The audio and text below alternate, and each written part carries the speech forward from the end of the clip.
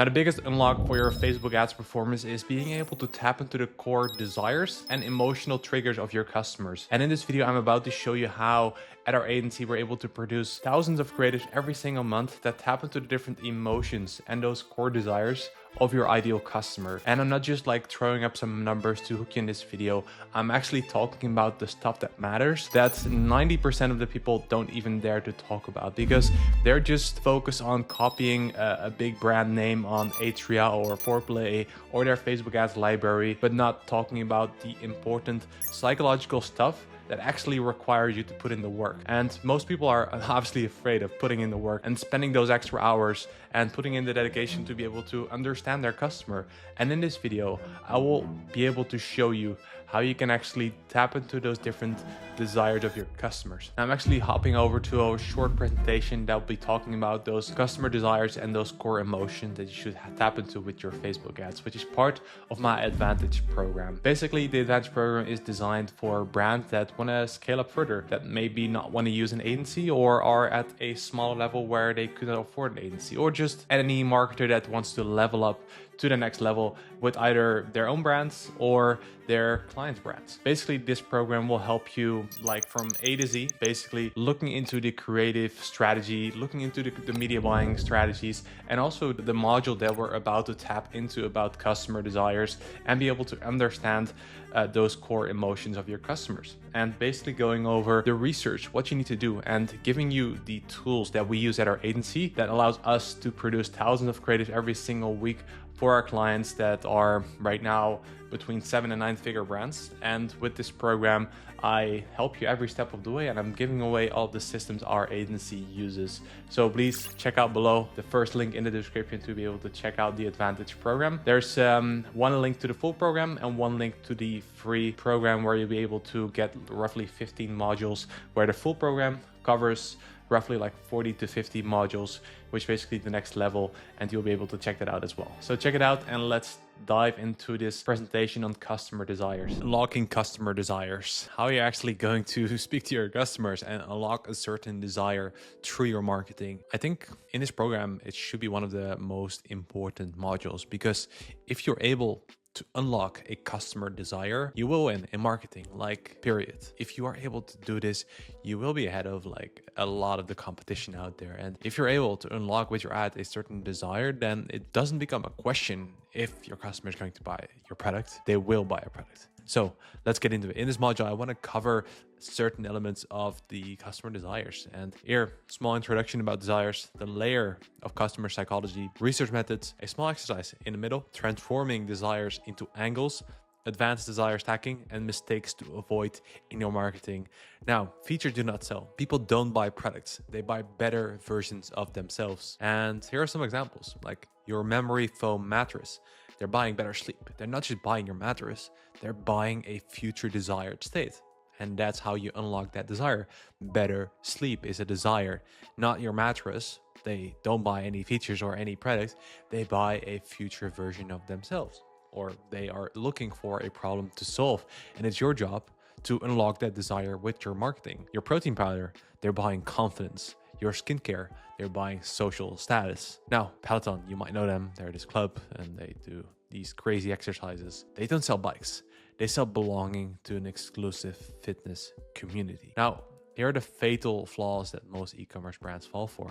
93% of brands focus on what their product does. Only 7% focus on what their customer actually wants to become. And that's where you want to fall in, that 7%. And it's my goal to increase that 7% because I want people to be able to market better.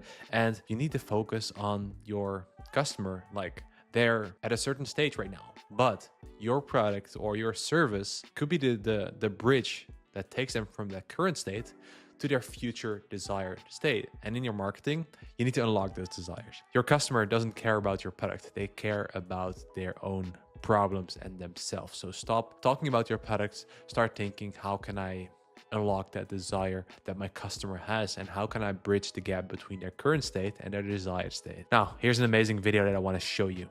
Apple sells innovation, not phones. Rolex sells status, not watches. Lego sells creativity, not toys. Nike sell motivation, not shoes. Coca-Cola sells happiness, not drinks. And Tesla sells the future, not cars. Success is about selling emotions, not products. It's all about emotions. Apple never sells technology specs. They sell status and innovation. And this video just hits everything. Like it hits, like it's an amazing video, and I love the examples that they show, and that's what I'm trying to bring across to you guys today. So next up, emotional versus logical buying. 85-15% rule. People buy with emotion and then they justify with logic, and here you can see that why people say they buy versus what they actually buy. They say, I bought it for the features. Reality, I bought it for how it makes me feel. Say, I compared all options. Reality, I went with what felt right. It's all about the emotions, and then they justify that with logic afterwards. The layers of customer psychology. Here you can see it. The surface levels versus deep level desires. Surface level, I want a face cream. Very simple, like the customer is looking for a face cream. Now, deeper desire, layer 1, I want better skin. Layer 2, I want to look younger. Layer 3, I want to feel confident. Layer 4, I want to be desired. And if you start to peel back these desires and start going layers deeper than very surface level, like layer, I want a face cream. No, I want better skin. No, I want to look younger. I want to feel confident. I want to be desired. That's how deep you need to go with your marketing. And that's what separates the people that have success with marketing versus the people that don't. So try to dig 5 layers deeper into your product's true appeal, and start writing this down, and also share it in the community as well, so people can see that you're actually doing these exercises and you can keep people accountable. The status ladder, internal status, how they see themselves, like external status, how others see them, aspirational status, who they want to become. These are all things that you need to focus on, because if you're not focusing on these, like obviously it's all about like people think about themselves, but also like they're very much cognizant of how people perceive them, how others see them, and also what do they want to become. Integrate this into your marketing. Make sure that your message or the message that you're trying to bring across touches on these elements. For example, Gymshark. They built an amazing billion-dollar company selling status transformation. They found a gap in the market. They saw people like, oh, they're not amazing gym clothes out there. They started their brand, and now they're really selling transformation of people feeling confident in the gym, and they like to wear those products, and they actually feel like, oh, this is like some sort of like Nike, and people, obviously everybody knows Nike. They like to wear Nike, and they like to show that they are wearing Nike. Same with Gymshark. Like people feel confident in their gym wear, and they're enjoying the gym more. So they're selling like a status transformation, because people wearing Gymshark, they're serious about the gym. And if other people see other people wear Gymshark, they know they're serious about the gym, and they feel a certain belonging with this brand. Now, research methods that actually work for this. Social listening goldmines, Reddit, like find raw, unfiltered pain points. We're also going deep into this in the research section of this program, but I just want to list a couple ones where you can really find these customers' desires that people are looking for. Facebook groups, TikTok comments, Instagram, like what content really resonates, understanding objections and within TikTok or Facebook or Instagram comments, and also Facebook groups. Like if you have a solid Facebook groups in your audience, go there. See what people are talking about, see what people are struggling with, see what people are perceiving of your products or other products in the market out there. And that's where you find gold and find more ad angles, basically. Now, here's a small case study of amazing video that we did.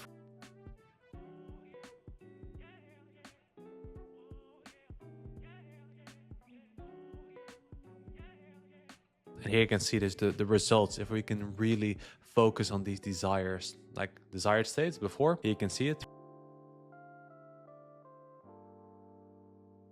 Just the transformation, selling that transformation of before average leggings to the leggings of our clients, where lift the butt up and just making women look more confident and feel more confident. And here you can see the results, 24K in spend, 43K in conversion value. Now, the review meaning framework, what to look for.